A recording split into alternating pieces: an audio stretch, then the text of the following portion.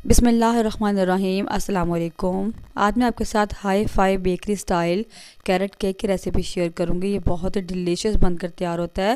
इसको बनाना बहुत आसान है, झटपट बनकर तैयार हो जाता है। इसको हम विदाउट बीटर बनाएंगे, विदाउट ओवन बनाएंगे। इसका बैटर मुश्किल से 5 से 7 मिनट में बनकर तैयार हो जाता है। घर में पड़ी हुई तमाम चीज़ों से केक बनकर तैयार हो जाता है। इसको आप बनाकर सेल कर सकते हैं, शाम की चाय पर बनाकर आप इसको खा सकते हैं। इसके अलावा आप जो है अपने मेहमानों को बनाकर पेश कर सकते हैं। बहुत ही मज़े का लगता है। वीडियो को अपने बगैर स्किप किए लास्ट तक वॉच करना है। वीडियो अच्छी लगे तो लाइक और ज़्यादा से ज़्यादा शेयर कीजिएगा। तो चलें अपनी रेसिपी को स्टार्ट कर लेते हैं। तो ये मज़ेदार सा कैरेट केक बनाने के लिए सबसे पहले मैंने यहाँ पर एक बाउल ले लिया है। इसमें रखेंगे एक छलनी को, इसमें डालेंगे 2 कप मैदा, इसको लेवल करके मैंने डाला है।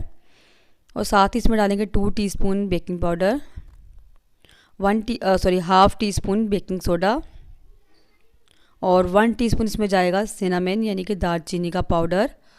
इसको आप घर पर ही पीस कर छान लें। मैंने भी घर पर ही पीसा है इसको हम छान लेंगे तमाम चीज़ों को अच्छे तरीके से।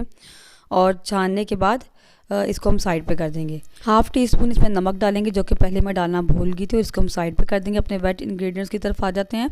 या मैंने एक मिक्सिंग बॉल में डाला है 3/4 कप कुकिंग ऑयल। यहाँ से मेरे से वीडियो थोड़ी सी मिस हो गई। और कुकिंग ऑयल डाला है 3/4 कप। और 1 कप इसमें मैंने डाली है वाइट शुगर, घर की पीसी हुई चीनी। और हाफ़ कप इसमें हमने डाली है ब्राउन शुगर। ब्राउन शुगर को मैंने थोड़ा सा पीस लिया, इसलिए इसका कलर लाइट हो गया है। और चीनी तकरीबन वाइट शुगर जो थी ग्राम में अगर आप देखें 200 ग्राम थी और ब्राउन शुगर 100 ग्राम है। अब इसमें शामिल करेंगे 3 अंडे। इनको हम अलग अलग तोड़ के बॉल में डालेंगे। और उसके बाद हैंड विस्क की मदद से इसको हम अच्छे से बीट कर लेंगे, यानी मिक्स कर लेंगे ताकि तमाम चीज़ें अच्छे से यकजान हो जाएँ। थोड़ा सा इसको हम फेंट लेंगे, मिक्स कर लेंगे इन सब चीज़ों को। आप चाहें तो यहाँ पर इलेक्ट्रिक बीटर का यूज़ करते हुए थोड़ा सा इसको फ्लफ़ी भी कर सकते हैं, तब भी बहुत मज़े का बनेगा। लेकिन मैं इसको हैंड विस्क की मदद से ही मिक्स कर रही हूँ, तो इस पर इलेक्ट्रिक बीटर की ज़रूरत नहीं होती। तमाम चीज़ों को अच्छे से मिक्स करने के बाद अब इसको हम जो है साइड पे कर देंगे। अब यहाँ पर जो हमारा ड्राई इंग्रेडिएंट्स थी, इसमें हम डालेंगे 2 कप कद्दूकस की हुई गाजरें। जो कि कैरेट केक बना रहे हैं तो इसमें हम गाजरें डालेंगे।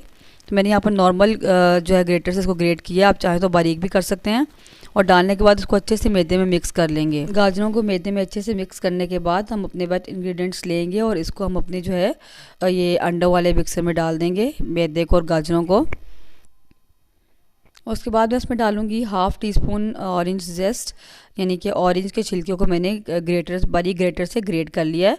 ये इसमें डालेंगे, बहुत अच्छा फ्लेवर लेके आता है। थोड़ा सा मैं इसमें वनीला एसेंस डाल रही हूँ। ये मेरा काफ़ी स्ट्रॉन्ग फ्लेवर है वनीला एसेंस का, इसलिए मैं कम डाल रही हूँ। और इन सब चीज़ों को अच्छे से मिक्स कर लेंगे, फोल्ड कर लेंगे और बस हमारा जो बैटर है वो बनकर तैयार हो जाएगा। तो देखिए यहाँ पर मैंने इन सब चीज़ों को अच्छे से मिक्स कर लिया है। अब लास्ट पर यहाँ पर मेरे पास हाफ़ कप अखरोट थे, जिनको मैंने ड्राई रोस्ट करने के बाद मोटा मोटा कूट लिया है। ठीक है, तो ये ऑप्शनल है, अगर आप डालना चाहते हैं तो डाल लें, बहुत अच्छा फ्लेवर आता है। और अगर आप स्किप करना चाहते हैं तो उसको आप छोड़ भी सकते हैं। और इन सबको अच्छे से मिक्स करने के बाद यहाँ पर मेरे पास तकरीबन 7 इंच का केक टिन है। और इसको मैंने ग्रीस करके नीचे बटर पेपर लगा लिया। इसमें हम इस बैटर को डाल देंगे और इसको हम बनाएंगे विदाउट ओवन। तो उसके लिए मैंने यहाँ प्रेशर कुकर को जो है पहले से प्री हीट होने के लिए रख दिया था, जब मैंने बैटर को बनाना शुरू किया था। और अंदर स्टैंड रख कर प्रेशर कुकर को प्री हीट होने के लिए रख दिया। आप चाहें तो इसको आप किसी कढ़ाई में या किसी देश की वगैरह में भी बेक कर सकते हैं। तो अच्छी तरह से बैटर डालने के बाद इसको हम टैप करेंगे। और जो कि बैटर जो है मोल्ड हमारा गर्म होता है, इसको उठाना मुश्किल होता है। तो उसके लिए मैंने यहाँ पर जो है एलुमिनियम फॉइल की स्ट्रिप्स ही बनाई है, उसको नीचे रख कर इसको उठाना हमारे लिए आसान हो जाएगा। वो नीचे रखेंगे और इसको हम प्रेशर कुकर में रख देंगे। और इसको जो बेक होने में थोड़ा टाइम ज़्यादा लगता है, तो तकरीबन 45 मिनट बाद हम इसको चेक करेंगे। फ्लेम को हम लो से थोड़ा सा ज़्यादा करेंगे और मीडियम से कम होगा, क्योंकि ज़्यादा लो फ्लेम पर ही जल्दी पकेगा नहीं। तो तकरीबन मैंने यहाँ पर 45 मिनट्स के बाद 45 से लेकर 50 मिनट्स हो गए थे यहाँ पर इसको पकते हुए। तो उसको हम चेक कर लेंगे। तो मैंने यहाँ पर जो है एक टूथपिक को इंसर्ट किया है। तो ये भी थोड़ी सी जो है ना अभी गीली है, इसका मतलब केक हमारा थोड़ा सा कच्चा है। तो इसको मैं 15 मिनट के लिए और बेक करूँगी, 10 से 15 मिनट के लिए। तो 15 से मिनट बाद मैंने इसको दोबारा चेक किया है, तो केक हमारा माशाल्लाह पक चुका है। मैंने स्टिक को डालकर चेक किया, जो कि बिल्कुल क्लीन निकली है। तो इस केक को बनने में तकरीबन 1.25 घंटा लग गया था। इसको टाइम ज़्यादा लगता है बेक होने में। तो स्टिक हमारी बिल्कुल क्लीन है, तो केक हमारा रेडी है। इसको मैं प्रेशर कुकर से निकाल लूँगी और इसको हम जो है ठंडा कर लेंगे। इस तरीके से केक निकालना हमारे लिए बहुत ईजी हो जाता है। तो बस इसको अब ठंडा कर लेंगे और ठंडा होने के बाद इसको हम डीमोल्ड करेंगे और मैं आपको कट करके दिखाऊँगी।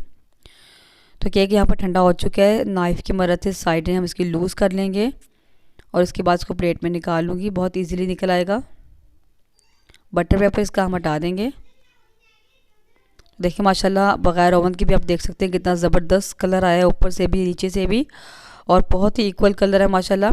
थोड़ा सा ऊपर से डोम बन गया क्योंकि हमने इसको विदाउट ओवन बनाया, तो चूल्हे की वजह से अनइवन हो जाता है, यानी बिल्कुल बराबर नहीं रहता। मेरे चूल्हे की शेप एक साइड से नीचे की तरफ है और एक साइड से ऊंचा है, जिसकी वजह से एक साइड से केक थोड़ा सा ऊंचा नीचा हो जाता है।